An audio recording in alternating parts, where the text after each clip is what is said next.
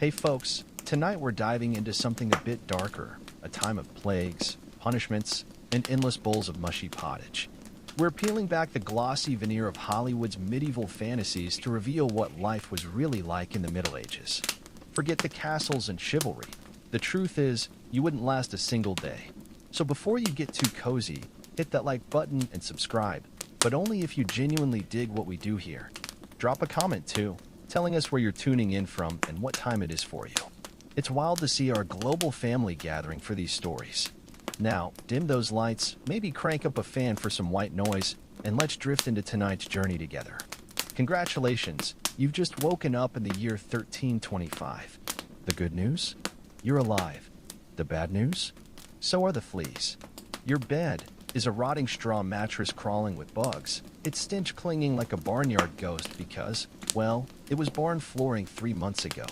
No memory foam, no pillows, just a wool blanket crusted with last winter's grime, now weighing as much as a small cow. You're jolted awake by church bells clanging in the distance, the medieval alarm clock, louder and far less forgiving. Your home is a one-room wooden hut with no windows, an open-concept space where your family, livestock, and an entire ecosystem of insects coexist. The air? A pungent cocktail of stale beer, human sweat, goat musk, and something suspiciously moldy. Scented candles haven't been invented yet, and even if they had, they'd just melt into your dirt floor. You try to stretch, but your joints creak like a rusted gate, because at 22, you're practically middle-aged. Your spine protests, your knees sound like a bag of rocks, and getting out of bed is a gamble. The floor is either slick from last night's rain, thanks, leaky roof, or crusted with whatever your neighbor's chicken left behind. Either way, your bare feet are now part of the local biome. Privacy? Non-existent. Your entire family, plus that one cousin who never left, is waking up beside you. No bedrooms, no curtains, no me time. Just a communal existence where you're never alone, thanks to parasites, rodents, and the 8 other humans sharing your air. And this is just morning. Trust us, it only gets worse from here.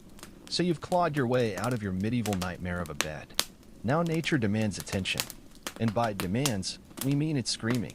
Here's where you'll start longing for modern plumbing. There's no toilet, no seat, no paper, no flush, not even a grumpy plunger in the corner. In the 14th century, answering nature's call is a social experiment, an adventure, and often a public spectacle. If you're a peasant, your bathroom is a wooden bucket behind the hut, already full because Uncle Wolfston overindulged in bad turnips last night. The stench is biblical. You hold your breath, do your business, and then comes the kicker. You toss it into the street. Yes, the street. You're supposed to yell, guard as low.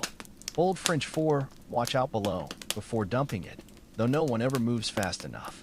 Medieval streets are open sewers, a charming mix of human waste, animal droppings, and mystery liquids you'd rather not identify. If you're lucky enough to live near public latrines, congrats. You get to sit shoulder to shoulder with strangers in an outhouse where privacy is a myth and ventilation is a cruel joke. Small talk is optional, but breathing deeply is ill-advised. Toilet paper? Unheard of. Most folks use straw, leaves, rags, moss, or, if they're feeling fancy, a scrap of wool. Sometimes, nothing at all.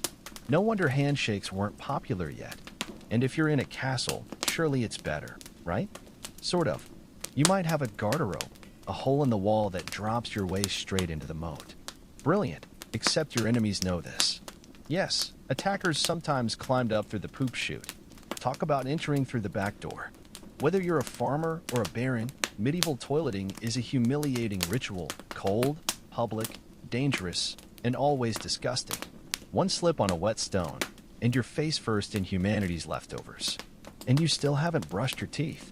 But we'll get to that next. You survived the toilet. You deserve a reward, right? Maybe a nice breakfast, something warm, comforting, delicious? Sorry, this is medieval Europe. Comfort doesn't exist here. Breakfast, if you can call it that, is a grim affair. No eggs Benedict, no coffee, no avocado toast. You squat near the fire with a wooden bowl of something resembling mud scraped off a boot. Welcome to pottage, a thick, gloppy stew of whatever's on hand, grains, root veggies, maybe a few beans if the stars align. It's been simmering for days, Weeks, with new ingredients dumped atop the old. Less a recipe, more a culinary experiment gone wrong. On the side, a hunk of bread so hard it could stop an arrow. Made from coarse rye or barley flour, often bulked up with sawdust or acorns because wheat is for the rich. This isn't bread, it's a negotiation. Drinks? Forget orange juice. You're chugging beer at 6 a.m. Why? Because water is a parasite party. Weak ale is your safe option, low alcohol, high survival odds. Kids drink it too. No one's happy about it, but it beats dysentery. Meat or cheese? Dream on. That's for Sundays or feast days, and only if your lord's feeling generous. Most peasants eat meat a few times a year. Fresh fruit? Only in season, and usually fermented into wine. Spices? A pinch of pepper costs a month's wages. Salt is locked away like treasure.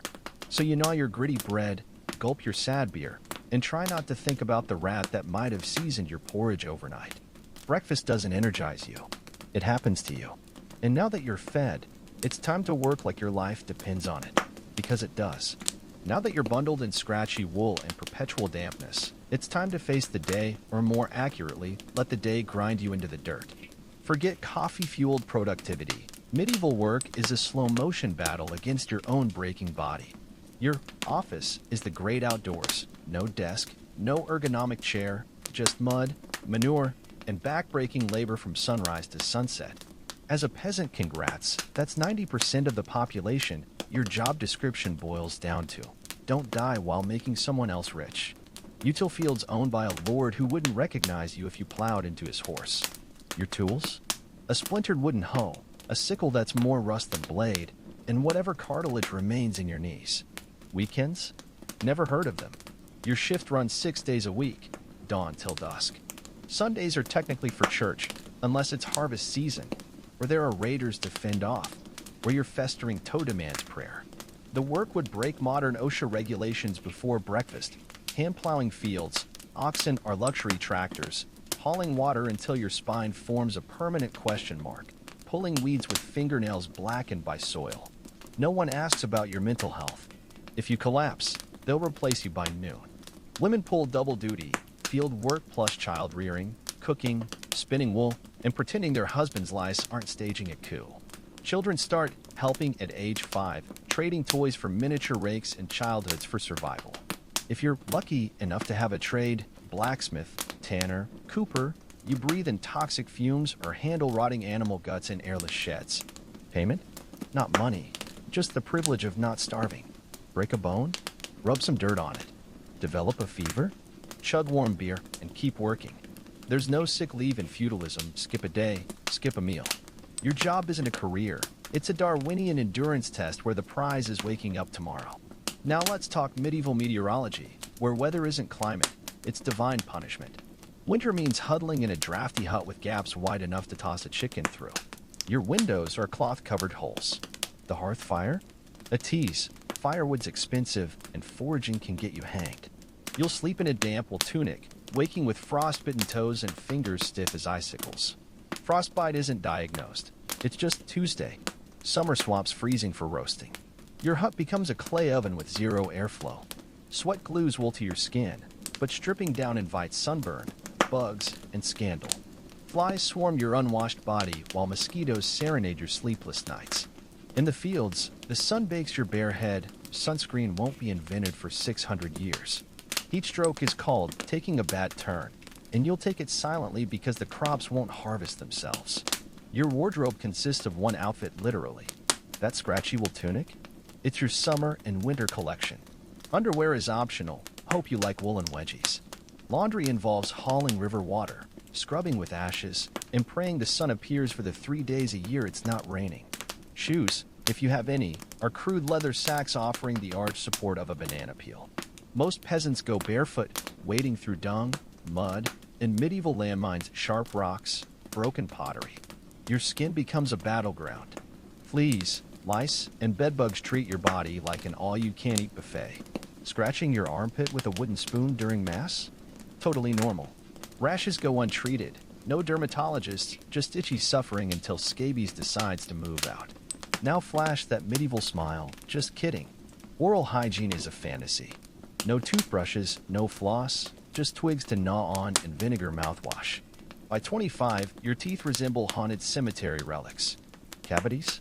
Enjoy the throbbing background pain that medieval folk called life. Sugar is creeping into noble diets, letting the rich rot their teeth in luxury. For peasants, it's a slow decay via fermented bread and rock-hard grains. Toothache? The dentist is the barber surgeon, who will yank molars with iron hooks by candlelight, zero anesthesia. Infections often turn septic, meaning a toothache could literally kill you. Kissing is Russian roulette. Halitosis is the norm. Romance hinges on land ownership, not dental charm. Let's talk hydration, or more accurately, how every sip of water is a potential death sentence. That sparkling stream? It's basically a microbial battlefield where upstream, someone just dumped their chamber pot. Dead livestock bobbing in the current? Bonus protein. Medieval H2O comes with free parasites like dysentery and cholera, turning your intestines into a war zone. That's why everyone drinks beer, even kids. Before you picture medieval toddlers doing keg stands, this is small beer, weakly alcoholic, but boiled enough to kill pathogens. It's survival juice. Wine's an option if you're rich enough to afford it and don't mind functioning at 30% capacity by noon. Bathing? Oh, you sweet summer child. Medieval logic claimed water opened pores to disease, so grime was your protective armor. Communal bathhouses existed until the church shut them down for being hubs of scandal, red, horny peasants. Even if you braved a wash, it required hauling well water, boiling it over fire, and sharing a leaky wooden tub with your entire family's filth. Rain barrels? More like mosquito breeding pools with a side of bird poop. Now let's say you ignored this advice and drank the sketchy water. Or maybe you just stubbed your toe on a rock shaped like destiny. Either way, you're sick, and medicine is about to make things worse. Doctors diagnose everything as humor imbalance. Fever? Clearly too much blood. Solution? Bloodletting with dirty blades or hungry leeches, often administered by your barber during a haircut, 2 tortures for 1 price. Feeling melancholy? That's black bile overload. Enjoy your herbal laxatives and awkward cough-inside small talk. Broken bones or wounds? Welcome to pre-anesthesia surgery where tools are sterilized by making them glow red-hot for intimidation points. Germ theory won't exist for centuries, so they blame illnesses on bad air or God being cranky about your sins. Stomachache? Must have had lustful thoughts. Hope you enjoy confessing between vomits. If you worsen, expect escalating horrors, more leeches, crushed beetle poultices, and a priest administering last rites, just in case. Survival gets credited to divine mercy, while the doctor takes the bonus. Medicine isn't healing, it's surviving the cure. Dinner time. Accept your meal is actively plotting against you. Without refrigeration, fresh meat hangs for days, collecting flies and rat nibbles. Bread in famine years contains sawdust, bark, or even clay. Rye bread might harbor ergot fungus, nature's LSD-laced death loaf. Your veggies? Turnips. Always turnips. Boiled, mashed, or floating in that eternal pottage cauldron of despair. Fruit rots instantly unless fermented into wine. Dairy is a bacterial roulette, butter and cheese teem with microbes. But hey, it's that or chew your boot leather. Seasoning? Pepper costs more than your hot. Salt is locked in noble pantries. Every meal tastes like regret with a side of existential dread. Even eating is political, poach a rabbit, and you'll hang next to the carcass. So bon appetit with your gray stew, praying it's not your last supper. As night falls, remember, God's watching. So's the priest. And Agnes from next door who'll tattle if you skip Massachusetts. The church controls everything, your calendar, laws, marriage, even when you pee, thanks to those damn prayer bells. Sin lurks everywhere. Miss a bow, eat meat on Friday, or think about your neighbor's wife. Hell isn't a metaphor, it's vividly described in Sunday sermons featuring lakes of boiling blood and demonic pitchfork spot treatments. The Bible's in Latin, so you rely on priests to interpret convenient when they blame your crop failure on insufficient prayer. Tithes claim 10% of everything grain, eggs, your last chicken. Too poor to pay? Enjoy spiritual bankruptcy. Holidays mean no work but extra praying, fasting, and guilt. Question the church? Meet your new neighbors, burned heretics, drowned witches, and flogged blasphemers. For women, it's hard mode with extra oppression. Your life path? Marry at 12, birth babies by 14, and obey your husband, who can beat you for discipline. Education? Only noble girls in convents learn more than churning butter. Die in childbirth, a leading cause of death? That's just God's plan. Unmarried?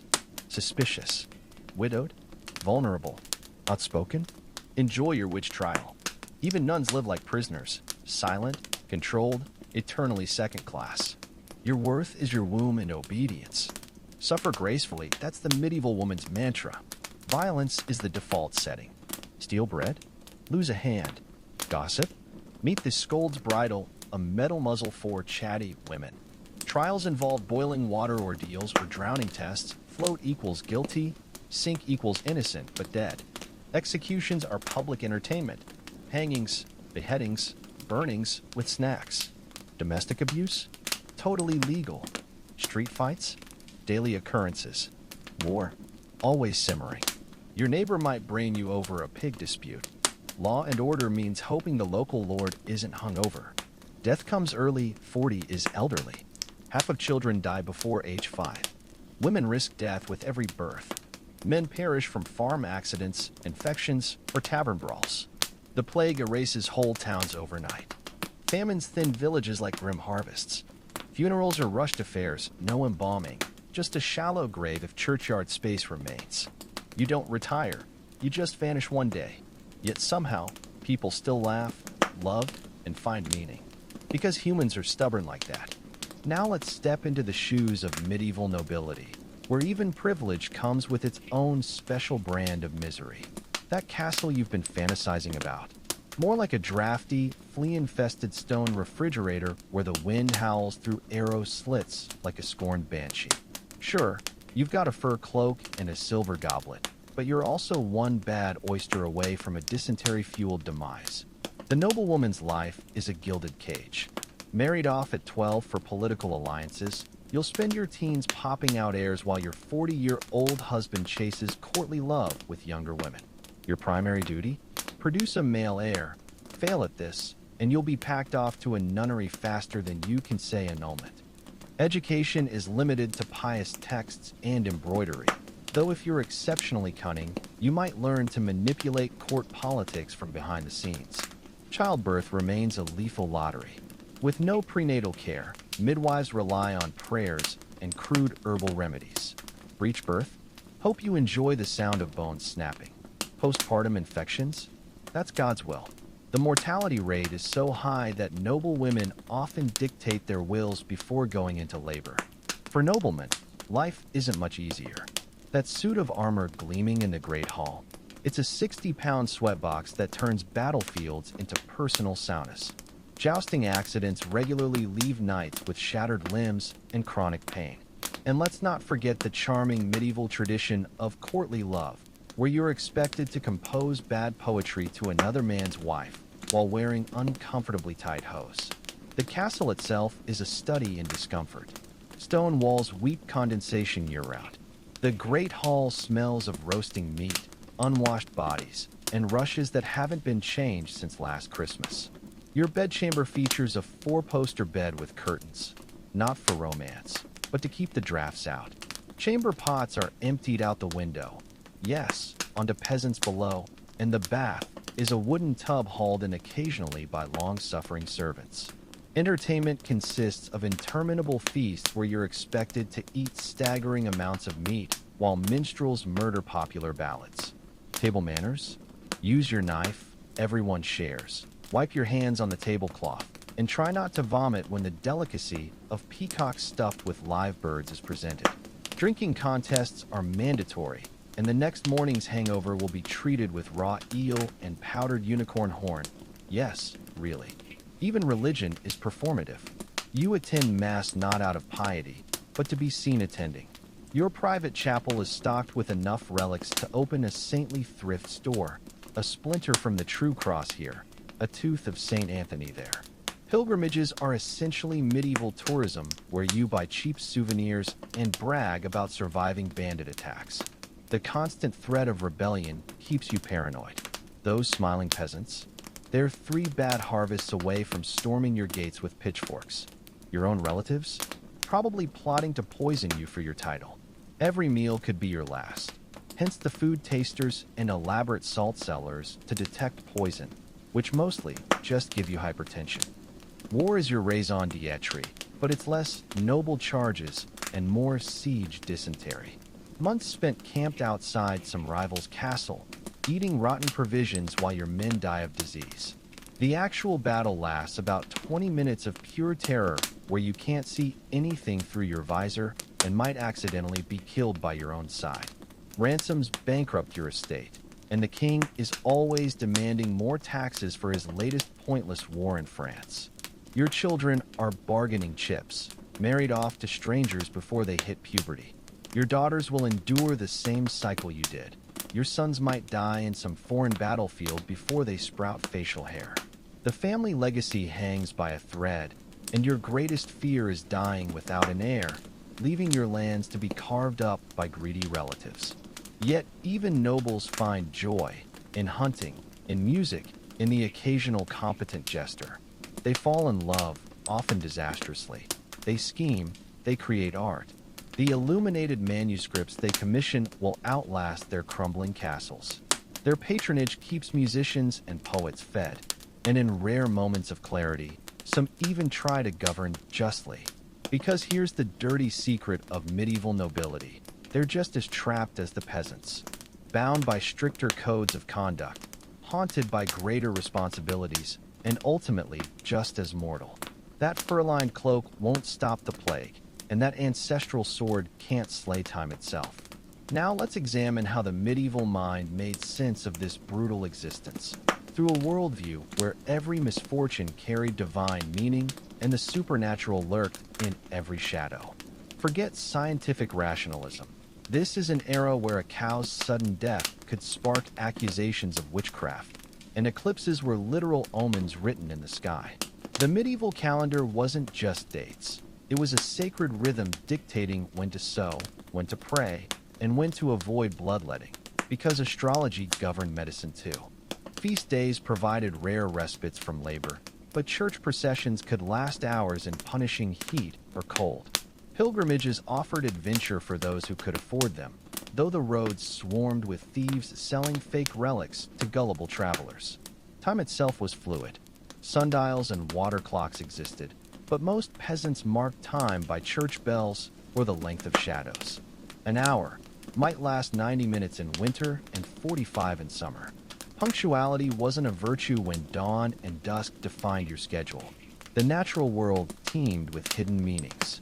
A hare crossing your path was bad luck, might be a witch in disguise, while finding a four-leaf clover could ward off evil. Herbalists walked a fine line between medicine and magic. Valerian root for sleep might be blessed by a priest first. Even dreams carried weight. A vision of your dead ancestor could send you on a penitent pilgrimage.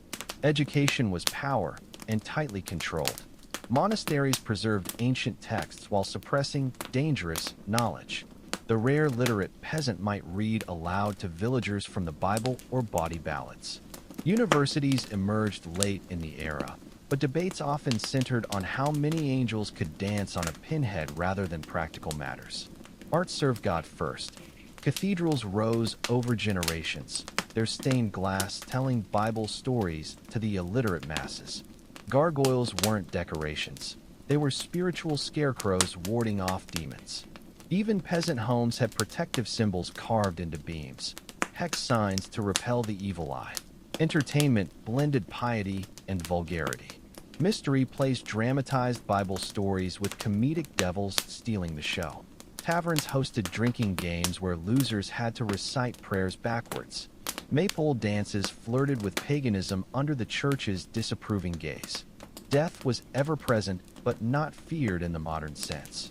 The dance of death art genre reminded everyone, from kings to beggars, that the skeleton comes for all. Wolves often left money for posthumous prayers to shorten purgatory time.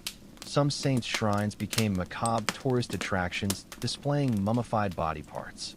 Yet within this rigid worldview, flashes of rebellion emerged.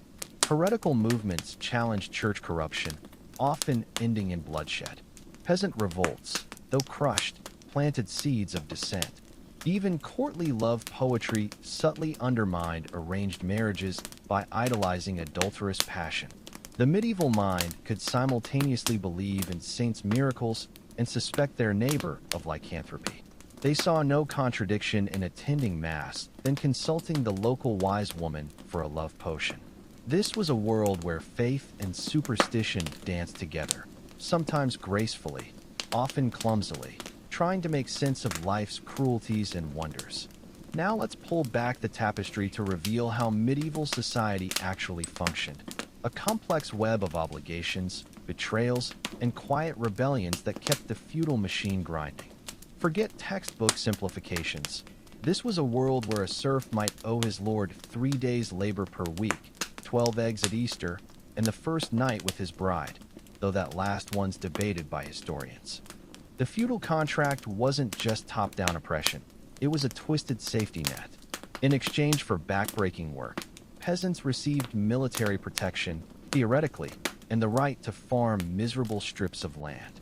The smart ones learned to game the system, forgetting to report extra livestock to the tax assessor, or secretly diverting grain before the lord's agents came calling. The manor court was where justice got personal. Cases ranged from pig theft to marital disputes, all settled through a mix of local custom and the lord's whims. Oaths mattered more than evidence. Your word could be backed by neighbors swearing to your character, or by holding a red-hot iron without blistering, if you really wanted to impress. Women could testify, but couldn't accuse without male backing, leading to creative workarounds like having husbands discover their wife's bruises from an attacker. Markets pulsed with life beyond simple barter. Peasants sold surplus eggs or wool to pay cash rents, while traveling merchants hawked everything from Flemish cloth to Mediterranean spices, if you had connections. The shrewd ones used wooden tally sticks as credit systems, until some lord arbitrarily debased the coinage and sparked riots. Craft guilds controlled quality and competition with iron fists. A baker selling underweight loaves might be dragged through the streets in a pillory, while children threw rotten fruit. But these same guilds provided welfare for sick members and financed elaborate religious pageants. Part trade union, part cult, part social club. The church wasn't just spiritual, it was the largest landowner and employer. Monastic estates often treated workers better than secular lords, offering fixed wages and rudimentary health care. But abbots still demanded absolute obedience, and nunneries became dumping grounds for inconvenient noble daughters. Crime flourished in the gaps. Outlaw bands haunted forests, sometimes romanticized like Robin Hood, but more often just desperate men eating travelers' livers. Pirates infested coastal villages, while counterfeiters melted down coins in hidden woodland furnaces. The smart criminals bribed sheriffs. The unlucky ones got swimming tests. If you floated when thrown in water, you were guilty. Yet even oppression bred resistance. Peasants developed covert communication, specific bird calls to warn of tax collectors, or grain stubble left standing as protest. Women poisoned abusive husbands with carefully dosed herbs. Minstrels spread seditious lyrics masked as love songs. When the Black Death had the population, survivors suddenly found they could demand wages, and lords panicked, passing laws to freeze pay rates. The real medieval world was never static. Custom fought innovation, loyalty battled self-interest, and survival often meant walking the knife's edge between obedience and subversion. What looks like blind acceptance in history books was actually millions of individuals making calculated choices: when to bow, when to cheat, and when to risk everything by looking their oppressor in the eye. Now let's shatter the greatest illusion of all, that medieval people were somehow simpler or less intelligent than us. The truth? They were just as clever, creative, and cunning as modern humans, operating within a different set of constraints. That peasant tilling fields under the watchful eye of the Lord Steward? He's running complex yield calculations in his head while pretending to be simple. Agricultural innovation happened constantly, just quietly. The three-field rotation system, winter crop, spring crop, fallow, wasn't mandated by lords. It was developed by peasants observing soil exhaustion. They bred hardier livestock strains, grafted fruit trees, and built intricate irrigation channels that still function today. That primitive wooden plow? Its design reduced draft animal needs by 30%, a game changer when oxen cost 2 years' wages. Medieval engineers achieved marvels with basic tools. Cathedral builders calculated vault stresses using rope models and intuition. Watermills weren't just for grinding grain. They powered forge bellows, sawmills, and even early industrial fulling machines for cloth production. The mechanical clock, invented in monasteries, revolutionized timekeeping despite church resistance to unnatural regularity. Medicine wasn't all leeches and prayers. Barber surgeons developed effective bone-setting techniques passed down through generations.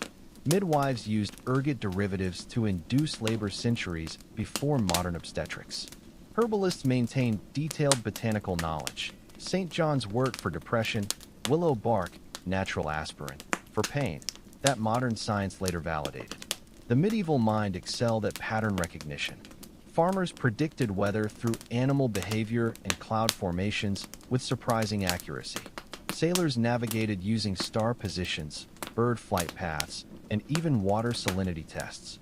Every village had its cunning folk who could track lost livestock or identify poisonous plants, skills we'd now call forensic ecology. Artistic expression flourished within religious constraints.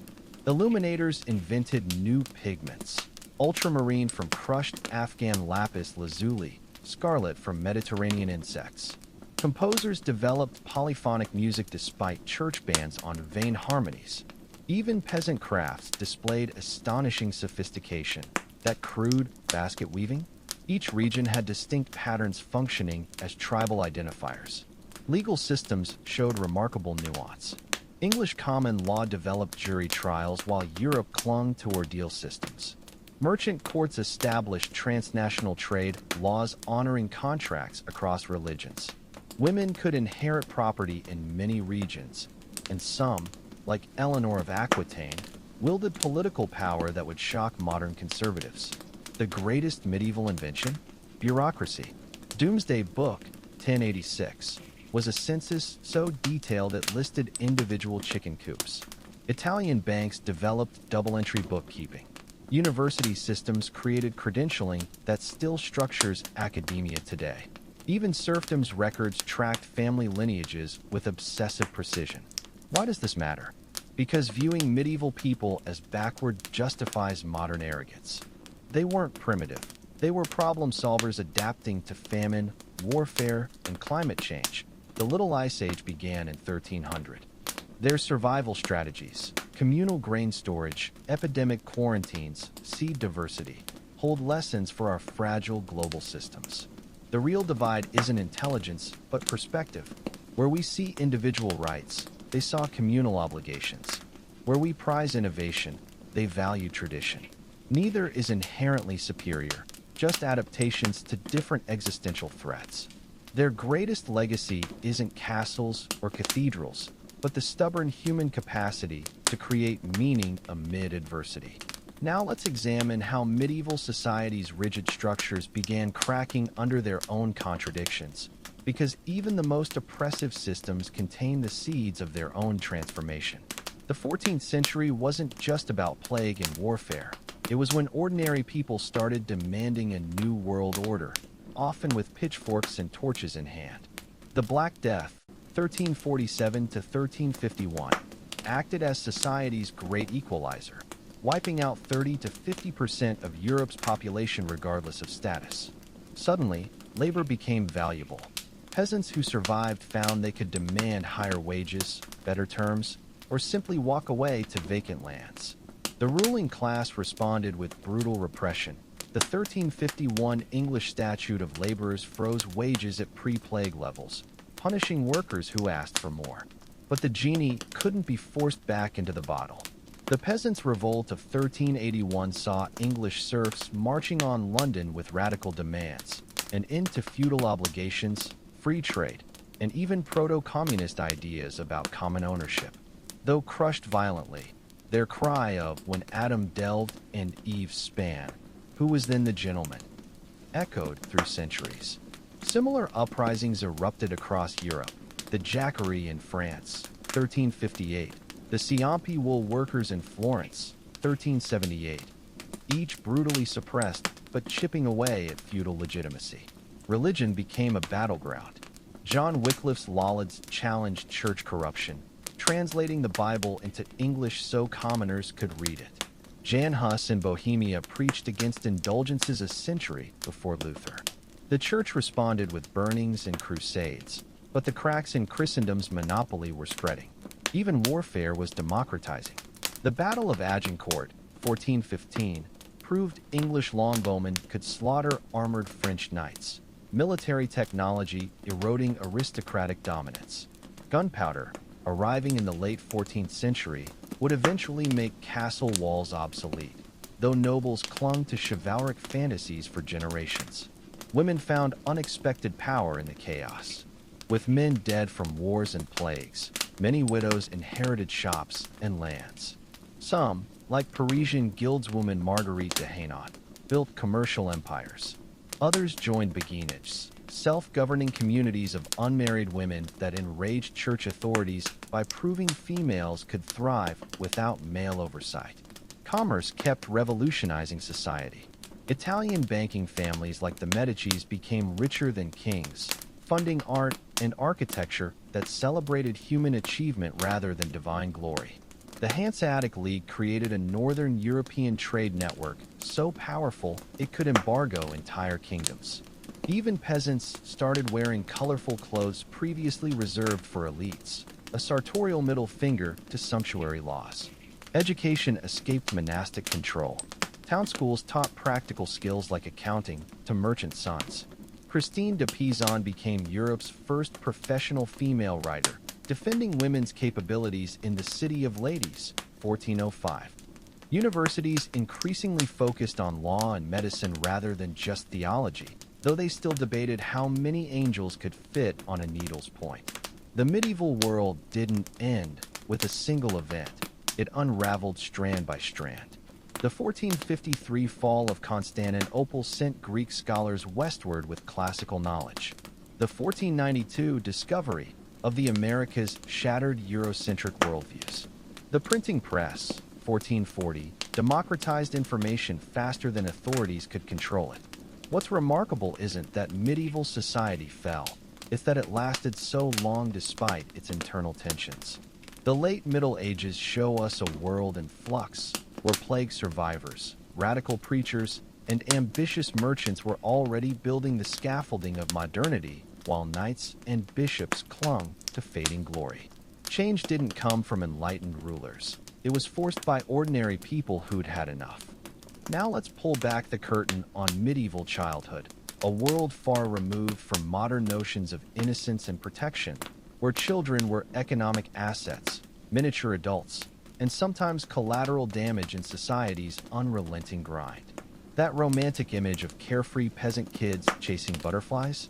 Replace it with 5-year-olds herding swine in wolf-infested forests or apprentice boys chained to their looms in drafty workshops. Infancy was a gauntlet. Without modern medicine, 30% of children died before age 5.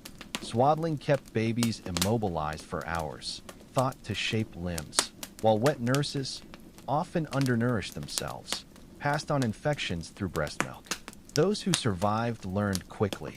Toddlers hauled water in miniature buckets, while 7-year-olds minded siblings with knives for cutting bread. Play existed, but always with purpose. Stick horses prepared for real horsemanship, doll-making taught sewing skills. Education depended entirely on class and gender. Noble boys left home at 7 to be pages, learning swordsmanship alongside Latin grammar. Merchant children practiced arithmetic by calculating interest rates. Peasant kids? Their classroom was the fields, where they learned to distinguish edible weeds from poisonous ones by trial and sometimes fatal error. Girls, regardless of status, were trained in domestic arts, though some clever ones like Hildegard of Bingen turned convent schools into centers of learning. Child labor wasn't just common, it was essential. 8-year-olds worked as bird scarers in crop fields from dawn till dusk. Mine owners prized small children for crawling into narrow tunnels. Apprenticeships began at 10, binding children to masters with contracts that allowed reasonable beatings. The luckiest became scribes or goldsmiths. The unluckiest toiled in textile mills where lint-filled air destroyed young lungs. Yet glimpses of childhood persisted. Archaeologists find tiny leather shoes with repaired soles, showing parents cared even in poverty. Court records mention children stealing apples or playing hooky from chores. Toy nights and wooden dolls survive in museum collections, some clearly handmade by fathers after long workdays. Holiday traditions like maypole dances gave sanctioned moments of revelry before returning to work. Parenthood balanced harshness and devotion. Mothers whispered charms over cradles to ward off elf strike, sudden infant death. Fathers taught crafts through patient repetition, knowing their child's skills meant survival. But sentimentality was a luxury.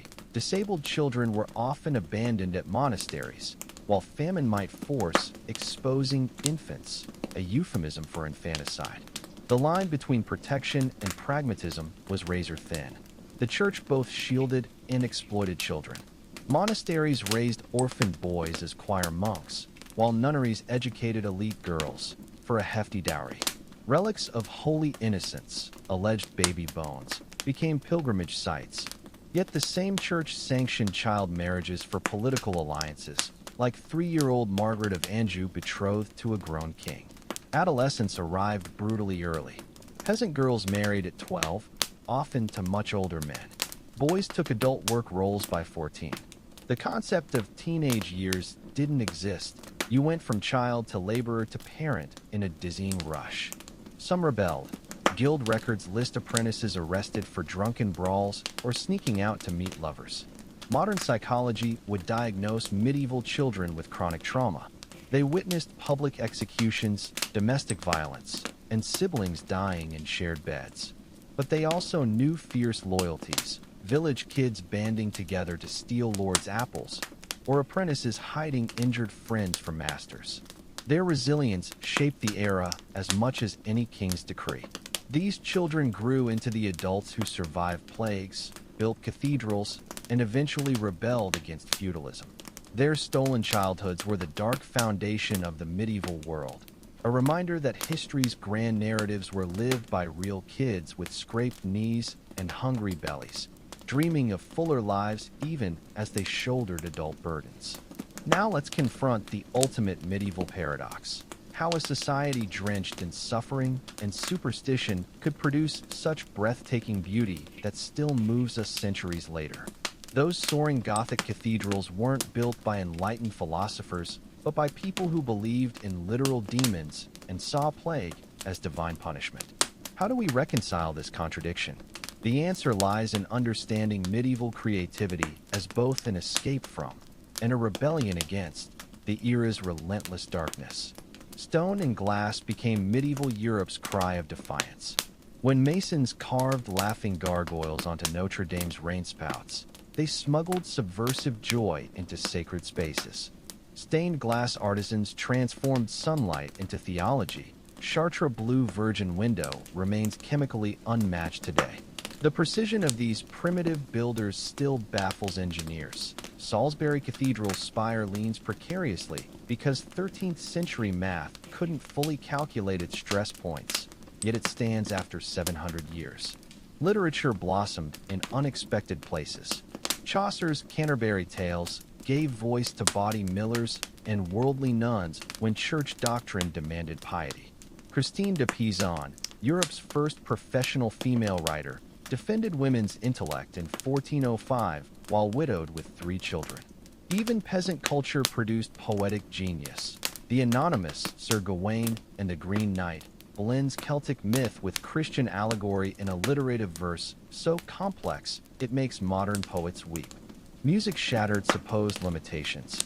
Hildegard von Bingen composed ethereal chants while documenting herbal medicine and mystical visions. Troubadours turned courtly love into a covert critique of arranged marriages. Their songs spread feminist ideas centuries before the term existed. Polyphony emerged against church opposition, with composers like Periton creating harmonies so mathematically perfect they were called God's arithmetic. Domestic arts revealed hidden sophistication. That simple peasant embroidery, its geometric precision rivaled Moorish mosaics. Homebrewers perfected beer recipes using herbs like bog myrtle long before hops became standard. Even peasant homes displayed clever engineering. Smoke bays channeled hearth fumes upward to smoke meat while heating living spaces. Science persisted underground. Monks like Roger Bacon experimented with optics and gunpowder despite risking heresy charges. Jewish physicians preserved Greco-Roman medical knowledge, while Christian Europe burned witches. Women like Troda of Salerno wrote gynecological treatises that male doctors plagiarized for centuries. The greatest artworks were often ephemeral. Frost fairs on the frozen Thames featured ice sculptures that melted by Lent. Mystery plays staged Bible stories with flying angels, ropes and pulleys, and hellmouths belching real smoke. Festivals like the Feast of Fools temporarily inverted social hierarchies. Peasants ruling as kings, priests telling blasphemous jokes, before order reasserted itself. Why does this creative explosion matter? Because it proves human imagination can't be fully suppressed, even by famine, plague, or feudal oppression. That illuminated manuscript's margin, where some bored monk drew a rabbit jousting a snail, contains more truth about medieval life than all the church's Latin decrees. The artisans left us a coded message. They weren't just pious drones, but people who laughed, loved, and questioned even as they crossed themselves. This legacy challenges our assumptions. We imagine the Middle Ages as a dark prelude to Renaissance brilliance, but the truth is messier and more inspiring. Those cathedrals pointing heavenward weren't just acts of faith. They were middle fingers to mortality. The poems and songs weren't escapes from reality, but ways to transform it. When we listen closely, we hear our medieval ancestors whispering across time. We suffered, yes, but we also dreamed in color. Now let's examine the medieval legacy that still shapes our world today, not just in museums and history books, but in the very foundations of modern society.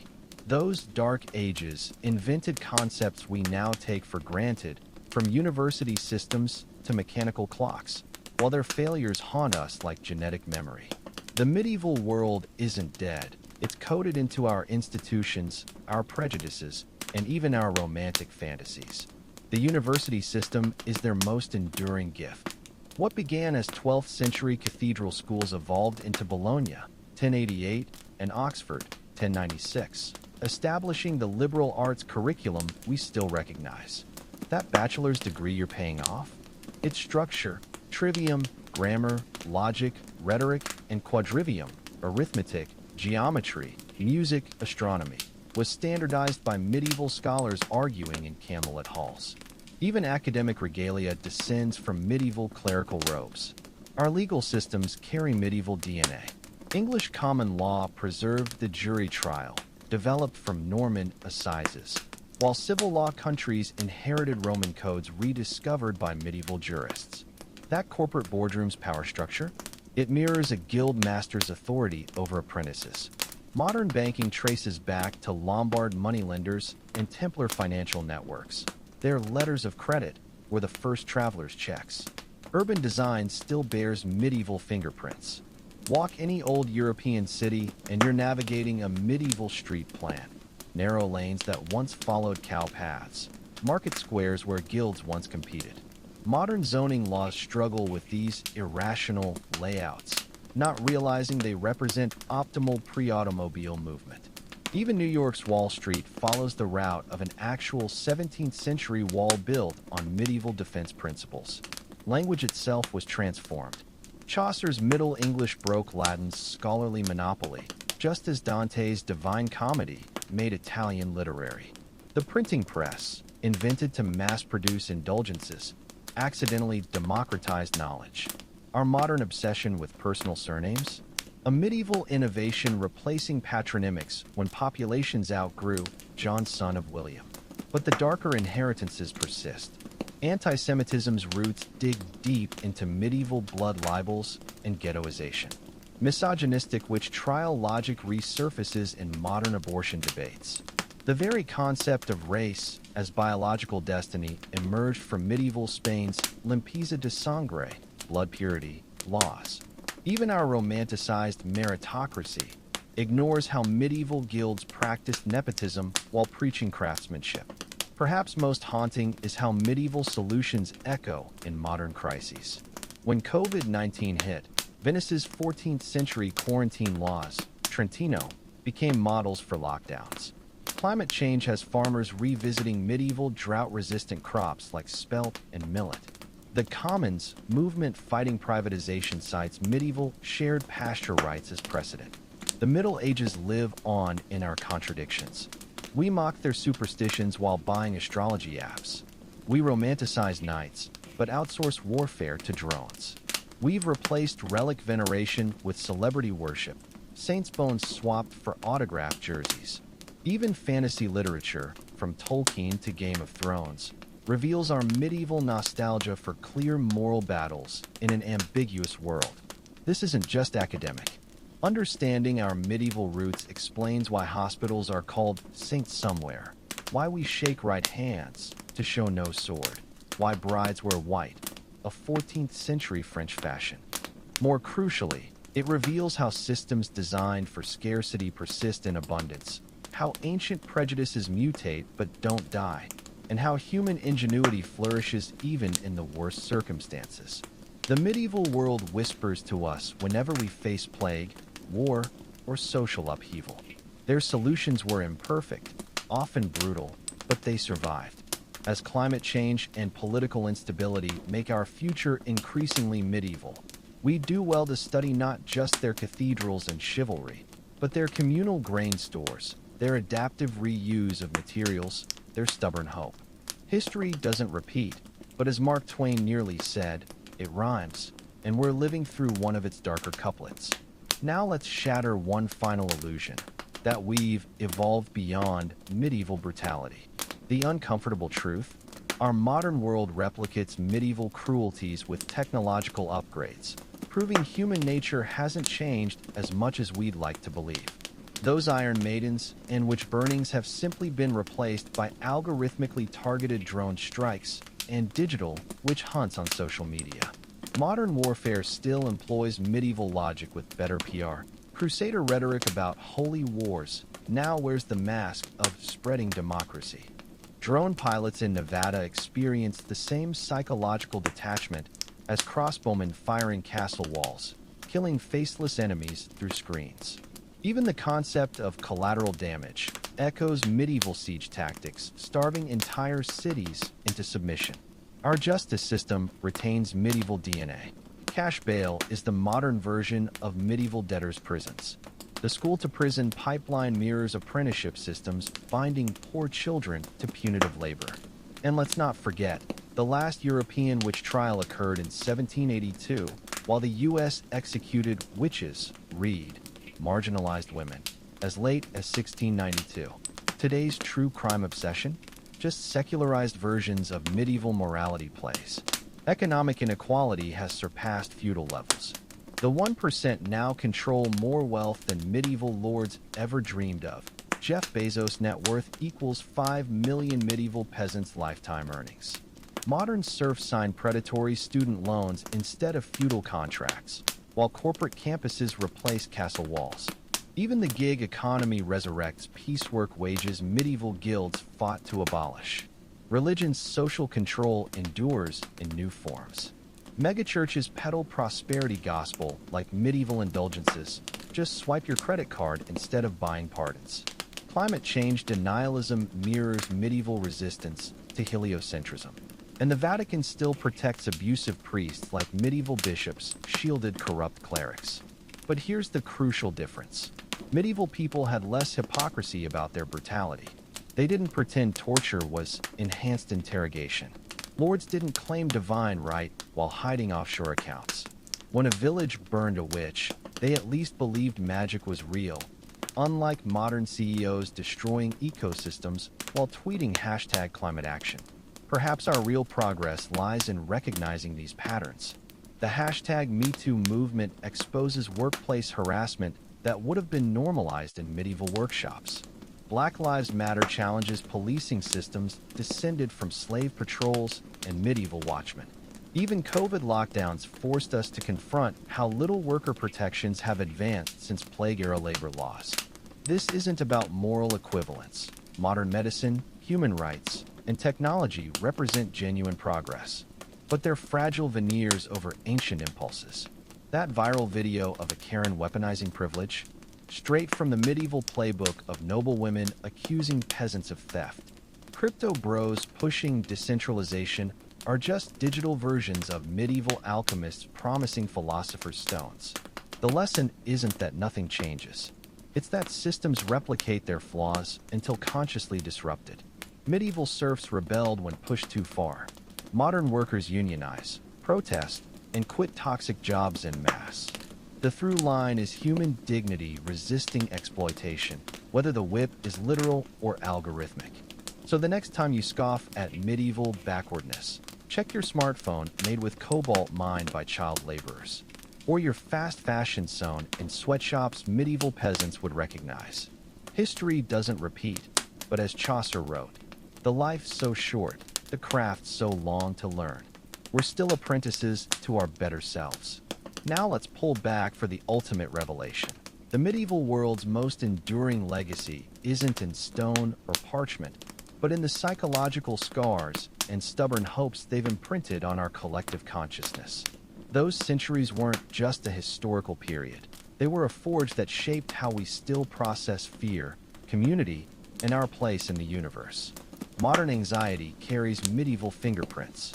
Our climate dread mirrors the year without summer, 536 AD, when volcanic ash blotted the sun for 18 months. Pandemic PTSD reawakens ancestral memories of mass graves and boarded-up homes. Even conspiracy theories follow medieval patterns. Flat earthers are the new alchemists, QAnon the digital equivalent of blood libel accusations. But so do our coping mechanisms. The medieval memento mori, remember you must die, finds its echo in modern mindfulness practices. Forest bathing owes debts to hermit monks who sought God in wilderness. The cottagecore aesthetic? Just peasant survival skills repackaged for Instagram, complete with herb gardens and homemade bread, minus the backbreaking labor and starvation winters. Our relationship with authority remains deeply medieval. We still crave strong leaders during crises like 14th century towns rallying behind warlords against bandits.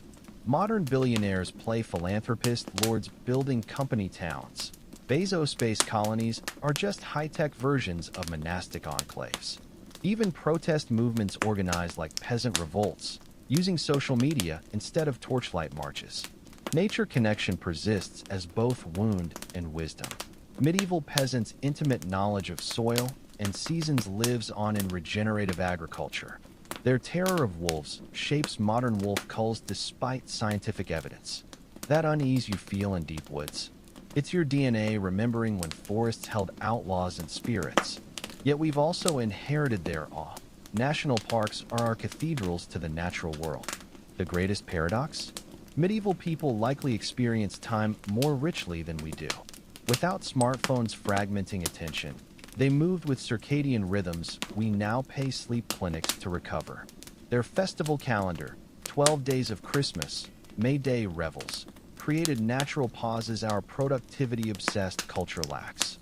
Modern workers, quiet quitting, are unconsciously rebelling against industrial time for medieval seasonal awareness. Art continues their existential conversations. Game of Thrones distilled feudal politics for the streaming age. Medieval-style fantasy dominates gaming because its clear moral conflicts satisfy our algorithmic world's ambiguity fatigue. Even superhero films borrow from Saints' legend tropes. Batman's cave is a secular hermitage. Spider-Man's powers a modern-day miraculous gift. Science now answers questions medieval scholars could only ponder. We know earthquakes aren't God's punishment, yet still search for meaning in disasters. Genetics confirms all humanity's shared ancestry, yet racism persists like a mutated medieval plague. Space telescopes show infinite galaxies, yet many still crave the medieval comfort of a purposeful universe.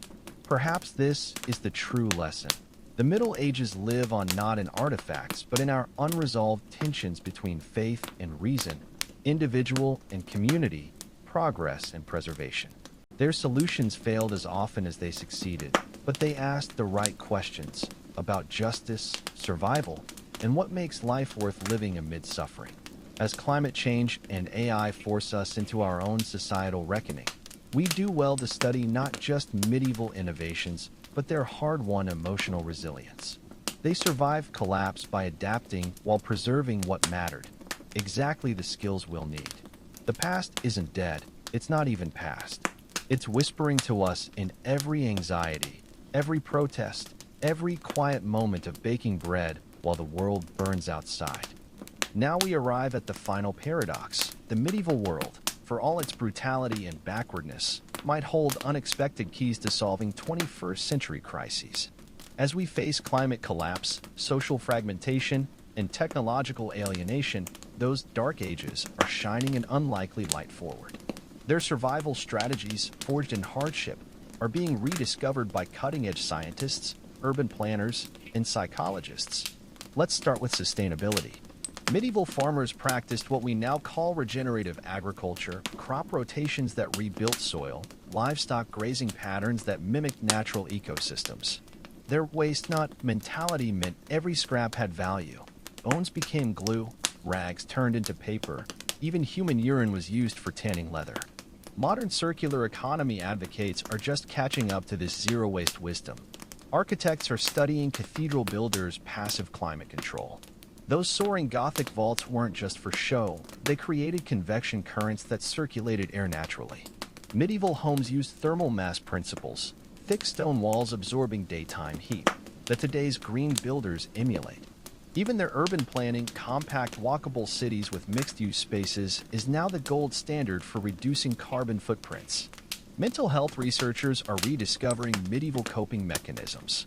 The monastic tradition of ora et labora, pray and work, mirrors modern therapy's balance between mindfulness and purposeful activity. Medieval pilgrimage routes like Camino de Santiago are now prescribed for depression. Their combination of physical exertion, nature immersion, and communal bonding proven to boost serotonin. Community resilience models are looking to medieval guilds. These weren't just trade unions, they were support networks providing health care, funeral costs, and even dowries for members' daughters.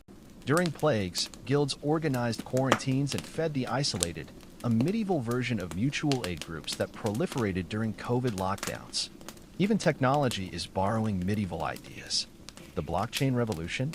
It's essentially recreating the medieval tally stick system, distributed ledgers of transactions without central banks. Crowdsourced fact-checking mirrors village juries weighing evidence. And that new trend of digital detoxes?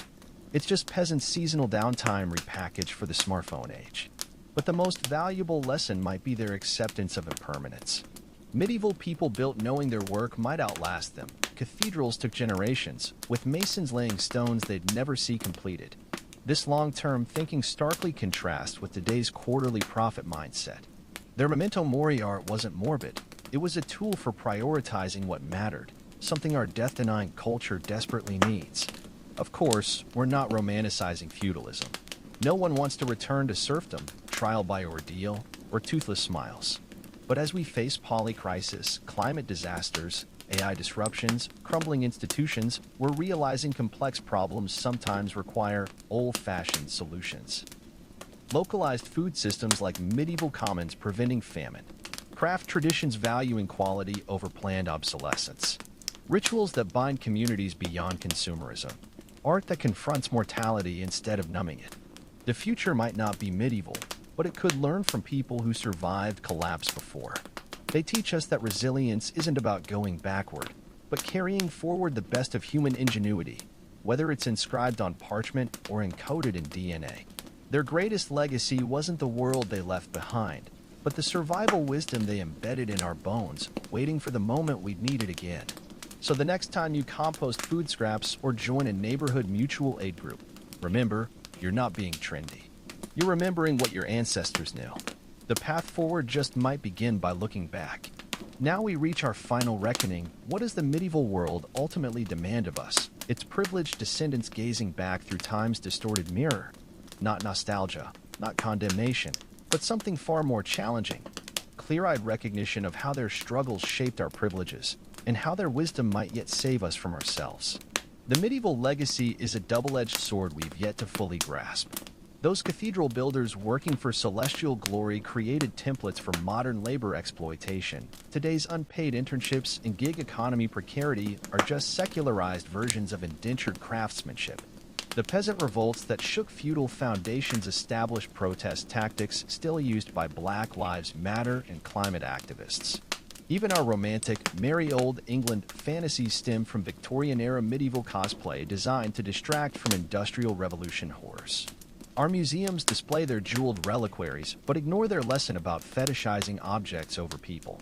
We marvel at illuminated manuscripts while replicating their information inequality through paywalled academic journals.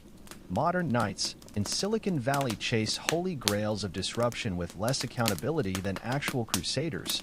At least Richard the Lionheart had the decency to get malaria on campaign. But here's where history becomes prophecy. When medieval people faced climate change, the Little Ice Age, they adapted crops and migrated strategies now being revived as our planet warms. Their plagues birthed public health measures we reused during COVID. Even their darkest failures carry warnings. The 14th century banking collapses that followed reckless lending mirror our 2008 financial crisis with eerie precision. The medieval world whispers that civilization is always one bad harvest from fragility.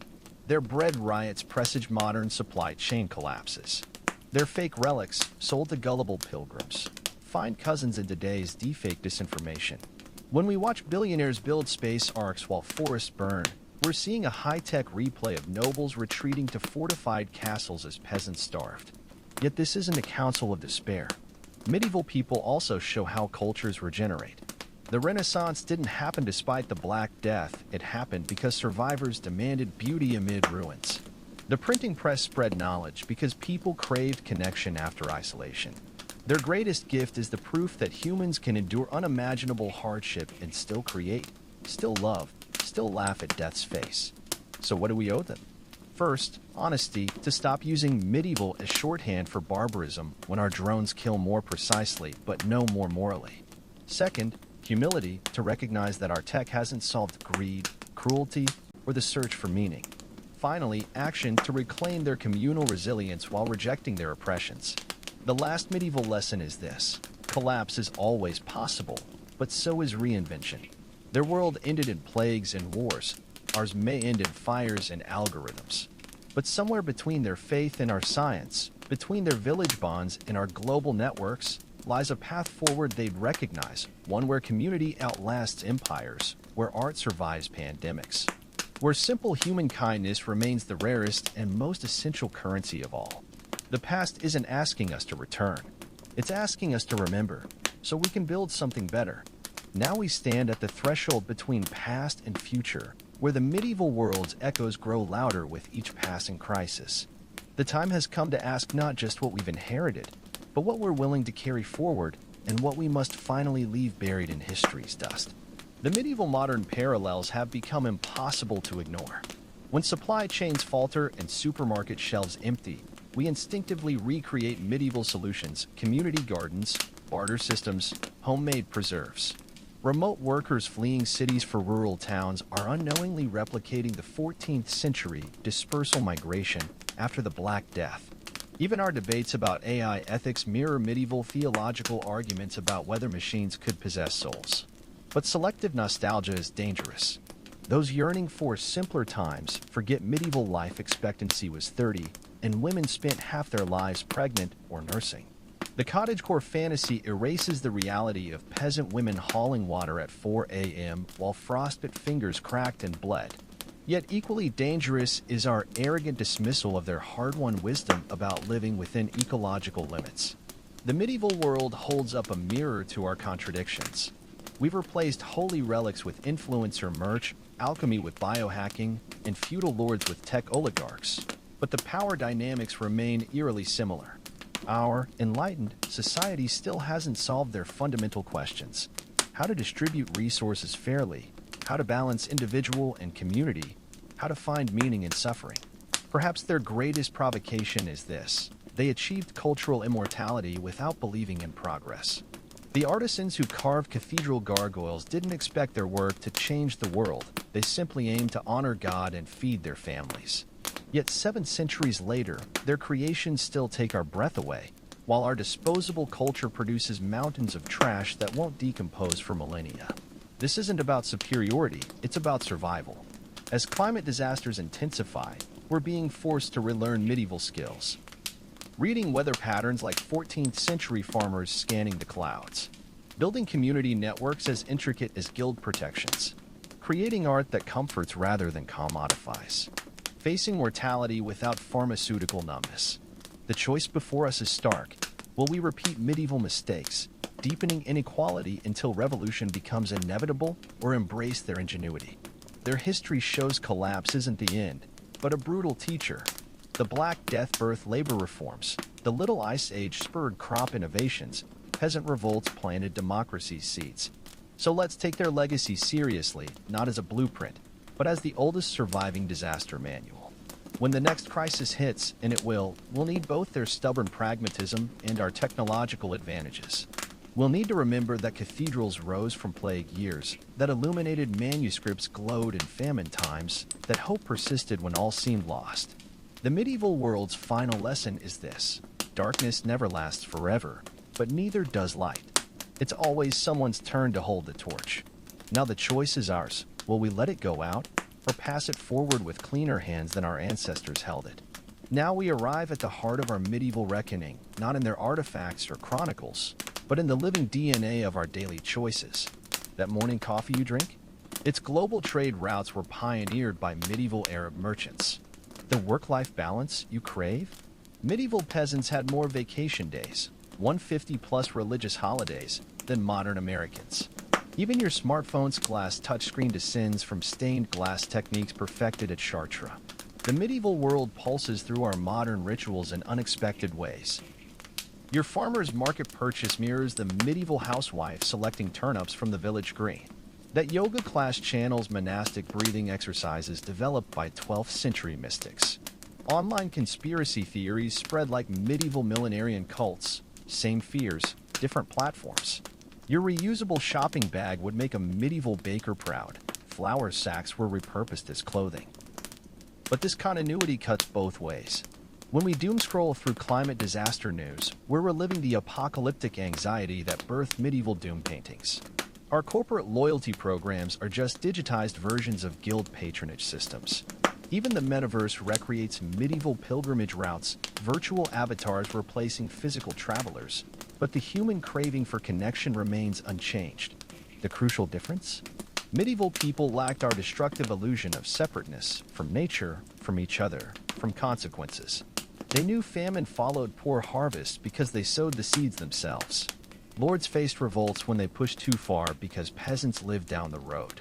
Today, CEOs wreck ecosystems from air-conditioned offices while investors profit from algorithms they'll never understand. Here's where their wisdom becomes urgent. Medieval survival required 3 principles we've foolishly abandoned. Visible causality. They saw direct links between actions and outcomes. Waste nothing equals eat through winter. Proportional power. Even kings answered to natural limits. No fossil fuels to fake abundance. Sacred interdependence. Their great chain of being was flawed, but recognized humanity as part of creation, not its master. Relearning this could save us. Regenerative agriculture already mimics medieval field systems. Mutual aid networks operate like guild support structures. Architects study cathedral thermodynamics to reduce AC dependence. The solutions exist. We're just lacking medieval-scale cultural will to implement them. This isn't about rejection of modernity, but course correction. We can keep vaccines while ditching planned obsolescence, preserve global trade while reviving local resilience, honor technology while rejecting its dehumanization. The medieval world whispers, progress without wisdom is just decay with better lighting. So tomorrow when you brew coffee or swipe your phone, pause. That simple act connects you to 800 years of human ingenuity and error.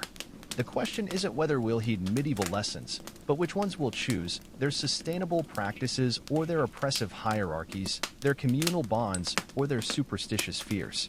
The past never truly leaves us. It's right here, in your hands, your habits, your heartbeat. The future will be medieval in ways we can't yet imagine.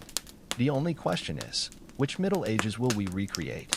The darkness, or the light that persisted stubbornly within it? Now we reach the final lesson the medieval world whispers across the centuries, not through grand battles or cathedral spires, but in the quiet persistence of ordinary lives. The ultimate revelation isn't about how they lived, but why their struggles still resonate so deeply in our digital age. That viral tweet about burnout?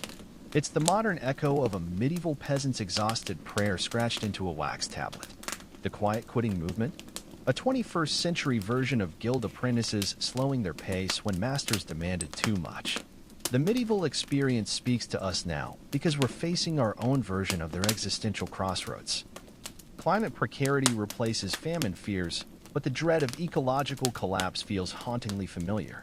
Digital isolation mirrors the loneliness of scattered villages during plague years. Algorithmic control becomes our new feudal system, invisible lords extracting data instead of grain. Pandemic disruptions force us to relearn medieval lessons about quarantines and community care. Yet there's hope in this recognition. When urban gardeners plant medieval herb varieties resistant to drought, they're not just growing food, they're cultivating continuity. When nurses work double shifts during COVID surges, they channel the same stubborn compassion as plague-era caregivers. Even our memes and TikTok trends fulfill the medieval need for communal storytelling in dark times. The medieval world gifts us something priceless: perspective. Their cathedrals rose generation by generation, teaching us that urgent problems sometimes require patient solutions. Their illuminated manuscripts blended art and science in ways our hyper-specialized academia has forgotten. Their village festivals, raucous, earthy, life-affirming, remind us that joy isn't frivolous but essential survival fuel. Most importantly, they model how civilizations transform without disappearing. The Renaissance didn't erase the Middle Ages, it reinterpreted them. We don't have to choose between medieval wisdom and modern progress. The path forward lies in synthesis.